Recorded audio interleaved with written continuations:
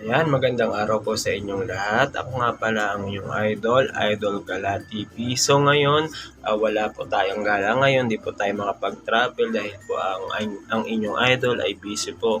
So ngayon po, magbibigay po ako ng konting kaalaman about sa aking naranasan nitong mga nakaraang araw. Ayan, ano nga ba ang sakit na almoranas? Ayan, yan po ang ating pag-uusapan ngayon. Ako po ay hindi doktor or hindi po ako nurse.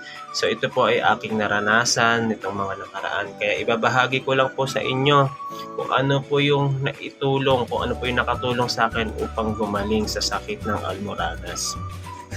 So guys, ito yung unang nakatulong sa akin sa paggamot ng aking almoranas. Ito, hemorrhoid ointment. Ayan. Ito siya, hemorrhoid ointment na mabibili sa mga drugstore like Mercury Drugs. Ayan, diyan siya mabibili. Nasa 400 to 500 po ang price niyan. Huwag po kayo bibili sa mga online dahil baka po peke lang po yun. Mas maganda po bumili kayo sa mga drugstore. So ayan, ito po ang unang nakatulong sa akin. At syempre, ang pangalawa pong nakatulong sa akin is yung maligamgam na tubig. Maligamgam na tubig po, yung kaya nyo lang pong idampi sa balat nyo. Maglilinis po kayo, lilinisan nyo po yung anus nyo ng maligamgam na tubig, yung kaya nyo lang po.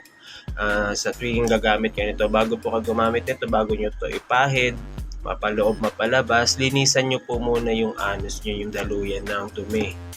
So, ayun po. Gawin nyo po yun regularly. So, 3 times a day. Tas, pwede nyo rin pong ilagay yung mainit na tubig sa balde, sa batya. Tapos, upuan nyo po ng 1 to 15 minutes po. Ayan. In 3 times a day. Gawin nyo po yun sa tatlong beses sa isang araw. Yung ibababad nyo po yung puwet nyo sa maligamgam na tubig. Lagay nyo po sa balde or sa batya at umupo po kayo doon. Yung kaya nyo lang pong idampi sa balat nyo, yung mainit na tubig. So yun po, mas maganda po na wag kayong magpa-opera kung hindi naman talaga kailangan. At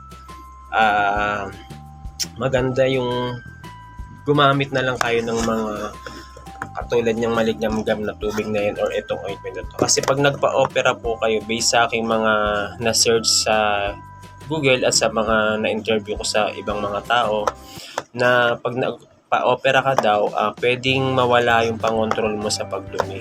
So, pwede naman pong gamutin yan sa pamamaraan nitong ointment at sa pamamaraan ng maligamgam na tubig. Yun lang po. Yun po ang nakatulong sa akin. Yung mga 2 weeks po, ayan, gumaling na po ako. Wala na po ako nararamdamang almoranas. Tsaka iwasan po natin yung dumumi ng mabilisan, yung biglang iiri ka. Bawal na bawal po yun.